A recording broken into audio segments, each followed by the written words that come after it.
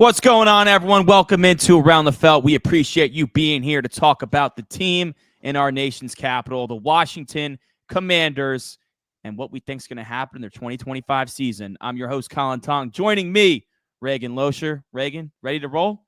Let's talk some Redskin football, baby. Let's go. Hey, maybe coming back to the Redskins too. I don't know, we might be. A lot of pressure from the office in power right now to change the name back to the Redskins as a new stadium is potentially coming to the D.C. area. We'll start with the Commanders here at a 9.5 win total. This is coming off a 12-win season and their first NFC Championship game appearance since 1991. Some key additions here, some big names. Laramie Tunsil, one of the best offensive tackles in football. Debo Samuel, Javon Kinlaw, Jonathan Jones, first-round pick Josh Conerly Jr. So new tackle duo to protect Jayden Daniels, who had the best rookie quarterback season probably ever. Some losses, Jonathan Allen, a staple of that defensive line for many years. Jeremy Chin, and their leading sack guy from last year, Dante Fowler Jr., who went back to the division rival Dallas Cowboys. With all that being said, Reagan, what do you have the Washington Commanders going in 2025? So I do have them making the playoffs. I do have them hitting their win total, but I do have them winning less games. I have them going 10-7. I think they're going to be a wild card team again. I think this team is better on paper, but I think the schedule's harder. I think Jayden will still have a better season, but I don't know if he'll have as big of a jump. I think he'll probably have a slight increase. I think teams will adjust a little bit more. They had a lot of games go in their favor. I mean, an easy one to point to is that Bears-Commanders game. Yep. But honestly, I think this is a very good team on paper. I think once they figure out Terry's whole contract situation, which I have no doubt in my mind that they will, that'll solidify that. I don't love the Debo signing, but at the end of the day, you're giving your young quarterback another weapon, or not signing, but trade. I guess it's low risk, but he's just a guy that I don't know how much he's got left in the tank, but I would love to see them kind of rejuvenate him. Brian Robinson, Austin Eckler, don't love either of them. So, it would have been nice to see them try to get a better running back in the draft, but it's all right because I'd rather see them address the line because Daniels really did hide the fact of how bad of an offensive line this was last year. So at least in that sense, he won't be running for his life as much. And then on the defensive side of the ball, Dan Quinn is just a really good defensive mind. And you can't take it away from him. Like Jayden Daniels, like you said, best rookie season we've ever seen. So I do think this is a team that could go 10-7, make the playoffs. And I don't think it matters. Even if they're 10-7, I'd still think they have a chance to make the Super Bowl. They don't have to win the division. We saw them go into a hard environment in Detroit and fucking kick them in the teeth last year. So, hey, sky's the limit for the Commanders. Yeah, I'm close. I got the Commanders at 9-8. I do think they're going to fall back by a couple games. Make playoffs? I don't know yet. I got to dive into the rest of the NFC a little bit more to see if 9-8 is going to get the job done to sneak into the dance this year. I do have them second in the NFC East, though. I will say that. So I think these teams are going to beat up on each other a little bit more this year. Obviously starting with Jayden Daniels. I mean, he was elite on fourth downs, third downs, clutch situations. It's just very rare for a rookie. He had the second best expected points added EPA of all quarterbacks in the fourth quarter. That's insane for a rookie when you consider, Mahomes, Burrow, Allen, Lamar, like all these dudes that have been in the league for many years. Jayden Daniels just like that. Sixth best completion rate. He threw 25 touchdowns and 9 picks, added 890 yards and 5 touchdowns on the ground, 25 passing touchdowns. I mean, on paper, this was a top 5 offense in football, which to your point, given the offensive line, shouldn't have been that way. Daniels was pressured on the third most dropbacks last season, but his ability to maneuver around in the pocket and use his legs when needed was a very welcomed addition to this Washington offense because, it's not like they made a ton of big upgrades to that O-line last year, but Sam Howell and Co. and everyone else before was just getting absolutely hammered in that backfield. The offensive line was a joke. When you have a quarterback like Jayden Daniels, it could shore up a lot of those issues. And then, of course, you add Laramie Tunsil, 6th best pressure rate amongst tackles last year. Played in all 17 games, so that's what you look for with these tackles. He still had a lot of penalties, but who gives a shit? He's going to keep Jayden Daniels upright. And then you add Josh Conerly in the first round, who might not win the starting right tackle job. They did bring in some other guy. Andrew Wiley. Yeah, Andrew Wiley to compete. So we'll see who wins the job, but I like the Commanders investing in the offensive line early. Go into the running back room. I agree with you. I don't love it. I mean, Eckler looked better than I thought he was going to be honest with you. But still, there's just not a lot of juice there. He was good. He was better as a pass catcher, but he's never going to be like between the. Well, I mean, he was for the Chargers, but I think at this point in his career, he's not going to be a 3-down back or he can really run between the tackles. No, he's a pure third down back at this point. He was nice as a receiver, though. I can't take that away from him. Yes, which is fine because Brian Robinson's going to be the guy that's going to take the hits between the tackles. I just don't think he's that good. His yards per carry was really low. He was garbage in the playoffs. No, he played well against Detroit, but it wasn't. He ran for 958 yards, 8 touchdowns. Yeah. He's not explosive. He's just going to take a bunch of hits, 3 yards in a cloud of dust kind of guy, which is like fine for now. But I would expect them to try to upgrade that position. I'm surprised they didn't take a running back at some point in the draft this year. Yeah, that's what I was saying before. I don't really understand that. But, it is what it is. Terry, I mean, of course, dog, 5 straight 1,000-yard seasons. He had 13 touchdowns and 1,096 yards this year. So the touchdowns finally got up to the caliber of player he is because obviously very poor quarterback play his whole career. Never really lit it up on the scoreboard in that sense. And he became a fantasy beast last year because of it. He did have his lowest amount of targets since his rookie season, though, but it didn't matter. He was still a dog, 117 targets. Debo, I'm very intrigued about Debo. I know you don't like it. I don't. There's no denying. I tried to do it with Curtis Samuel, and it didn't. That's what he was supposed to be.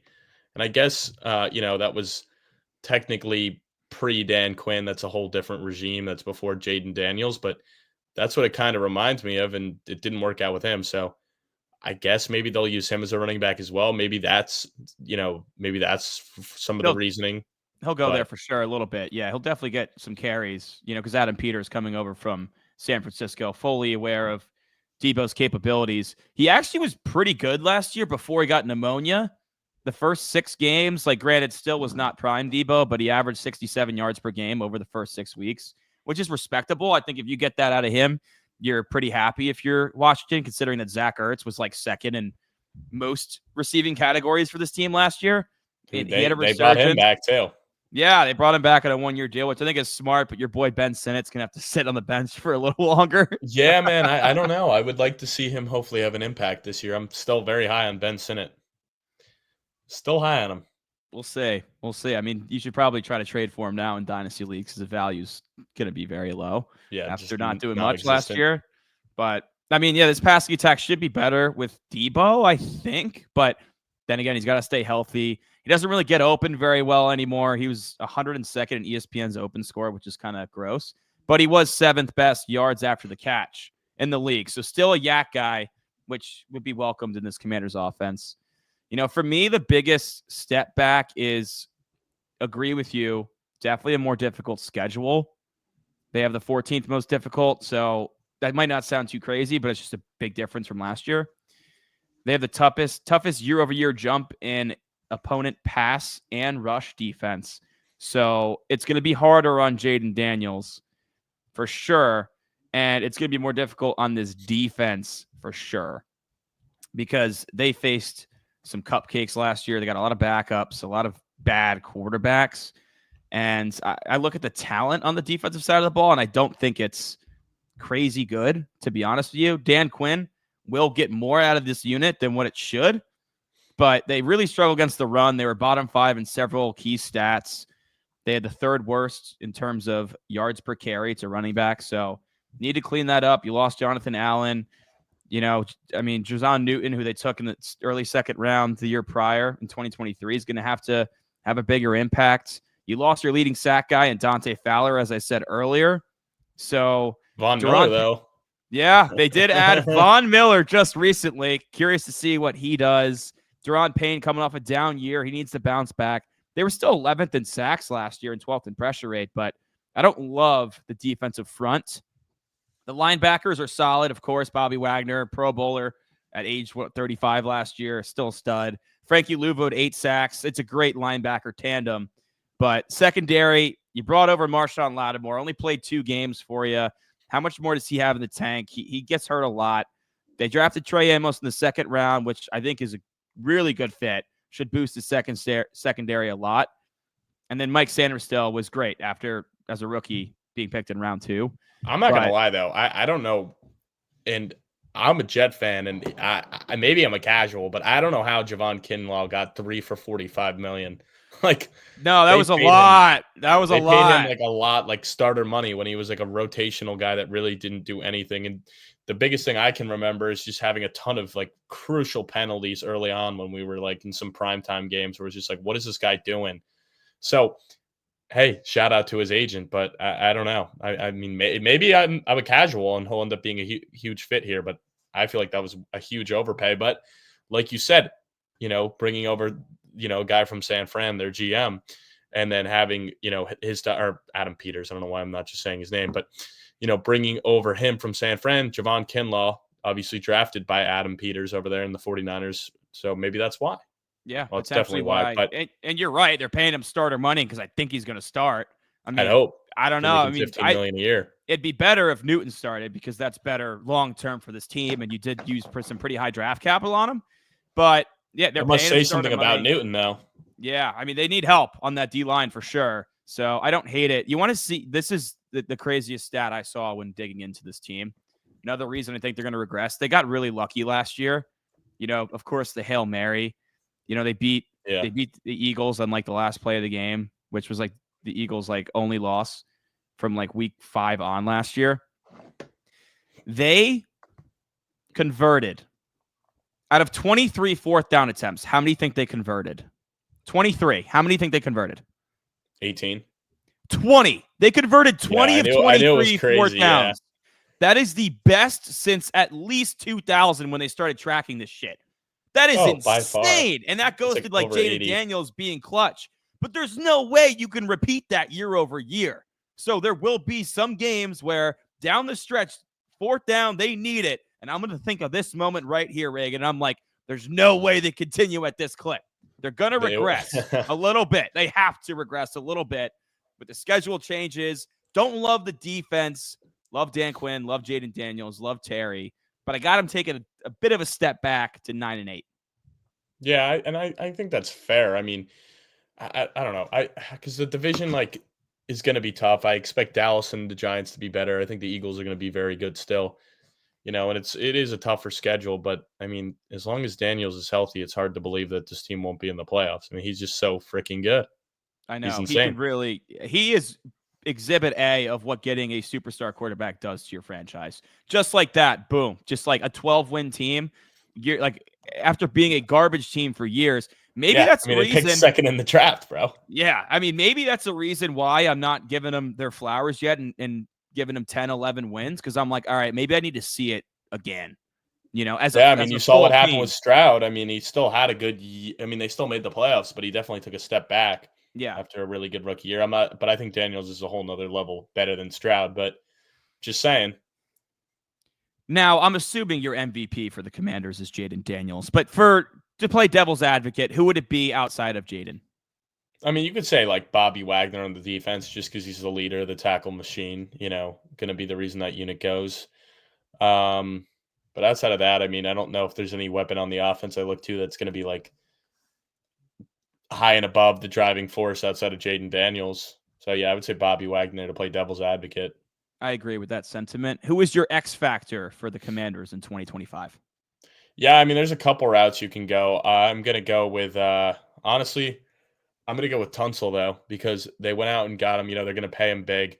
He needs to be the staple, the left tackle of the future to protect Jayden for the next couple of years at the very least. So he's a big X factor. He needs to be worth every bit of it and more. Like, they need him to play at an all-pro level and protect him, because I think this offense can obviously go to another level if it was what it was last year with him really having to make a lot of plays happen. Like, imagine if you give him time where he doesn't even have to make those magical plays, what he can do. That's a good pick. I like it. You can also go the route of Josh Conerly Jr. if the rookie can shore up the right side opposite Tunsil. It could be huge for this offense too. I want a different route. My X factor for the Commanders this season is Debo Samuel. Are you going to get pre-pneumonia Debo from last year where I highlighted 6 games? He averaged 67 yards per game. or post-pneumonia Debo, where he couldn't get open. He was dropping the ball. He didn't have the same yak skills that has fueled him throughout his career. He could be a difference maker on this offense if he stays healthy, where you can use him as a Swiss Army knife to help boost this run game, because neither of us are in love with Brian Robinson or Austin Eckler. And he could be that number 2 to complement Terry that they haven't had in a long time. So I'll go Debo Samuel. Yeah, no, I mean, that's obviously like the big answer there, because he could be so many different versions of Debo. Like, he could be a shitty version that we saw last year, or he could be like the prime San Francisco, like Pro Bowl level Debo Samuel. So if he plays at that level, like, he could really, unlock a lot. And he is one of the most like volatile players in the league. If you look at like just his, this is everything, but just his like fantasy football finishes over his career, it's like woo woo woo, like all the way up and down, like hurt, barely played, garbage, like that, like way down, and then holy shit, this guy is a top 5 receiver in football type of good. Now he won't be that for the Commanders, but he's probably not, because he's going to be the number 2, if not 3 option, because Ertz still might be a bigger factor after seeing last year. Yes. Who was your rookie of the year? Yeah, I mean, this one's tough because we don't even know if Conerly's going to win the job. He's the easy one. I mean, obviously, he's the only guy. Like, there's no other rookies that are really slated to play. I mean, Trey I Amos. did like Trey Amos a lot. I thought he would sneak into the first round, so I might go with him. Jonathan Jones obviously is slated in front of him right now, and they traded for Latimore. But if Amos does win the job, the sky's the limit. I mean, I really am shocked he fell to them here, but this is definitely a key factor, is shoring up the secondary. And you saw like why they went out and got Latimore to deadline last year, because it was such a key factor, was how bad their corners were. Yeah, 100%. I went with Amos. I mean, he's a ball hawk. He played at Ole Miss in Alabama. He should fit right into Dan Quinn's scheme.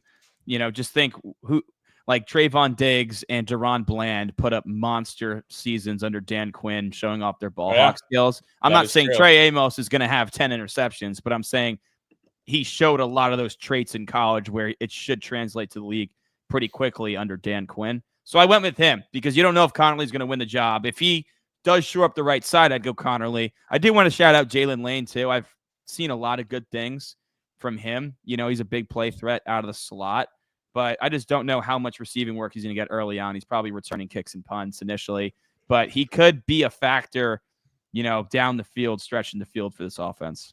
I mean, at the very least, guy maybe you want to stash in Dynasty. Yeah, I do have him stashed in the league, so there you go. You like that. Who is your depoy for the Commanders? Yeah, I'm going to go with Bobby Wagner here. That's your guy. I knew you're going Bobby. I mean, dude, he was just like, they kind of rejuvenated his career, where it was like after Seattle, he played the 1 year with the Rams and went back to Seattle, and it was like, what does he have left? And even last year I questioned it. I'm like, does he have anything left in the tank? He surely did have a lot left in the tank. So I'm expecting another big year from Bobby. Yeah, you're like, when of the wheels going to fall off? But Bobby Wagner might be one of those guys where they never fall off and he leaves like at the top of his game late in his 30s. So, I mean, he's still a beast. So that's a good pick. I went with the other linebacker, Frankie Luvu, to go a different route here. 8 sacks last year. You lost a good amount of sack production. Maybe they use him more as a blitzer this year, and he can get up to that double-digit sack range. He's also very good in coverage, which was clutch for this team last year, covering the middle of the field. So the way he could affect the game, both as a pass rusher, but also dropping in coverage, along with his very stout run-stopping abilities, I went with Frankie Luvu because I knew you were going to go Bobby Wagner. Smart man. Smart man. All right, let's get into our fantasy picks, huh? Who was the fantasy pick that you got? Because I'm not loving this offense outside of Scary Noah Terry. Brown, actually. Noah Brown. He had some big games last year. He did have some big games last year, and he had some big games with the Texans 2 years ago. So I just think if, there's obviously – it's better. The room's getting better. They obviously drafted McCaffrey last year as well. But I don't know, man. I just think he's worth a late-round flyer. I mean, let's not forget – I'm not saying Debo's going to get hurt, but going off the history, he misses time here and there. So I think there's going to be some spot starts. I think – late in best ball drafts, it's worth taking him too, because he has like big week blow up games. We saw it with the Texans and we saw it last year with the Commanders. Like there's some weeks where he'll just go off for over 100 yards and a touchdown. It's like, whoa, where was this? Yeah. So I think at the very least, he's worth a dart thrown best ball. That's fine. I mean, mine's Debo. I just keep talking about Debo. He's just because you can get him later in the rounds. I don't know where his exact ADP is. I'd imagine it's around like 6 to 8 range. I mean, correct me if I'm wrong there, Reagan, but yeah, no, just about. But like, if he reaches that upside, you're like, wow, like this is a guy in my flex that I'm feeling really damn good about. And I've already mentioned many times how I think the boom or bust, which Debo are you going to get? It's such a wide range of outcomes, but I think he's worth the risk here, paired with Jayden Daniels and how he turned around this offense in 1 year. I agree, brother. I agree. Well, it was fun breaking down the Commanders, huh? It was fun. Shout out to Walmart. You know, he comes on for a lot of the Commander stuff. I know he's listening. But drop a comment. Let us know. Does Jayden Daniels have a sophomore slump? Can the Commanders take the crown from the Eagles in the NFC East? Or do you see an outcome like Reagan and I are seeing, a little bit of a step back in 2025? And also, is Debo Samuel a fantasy football winner this year? Is he going to win you some fantasy? He might be. I'm rolling the dice on Debo. Are you? I love it.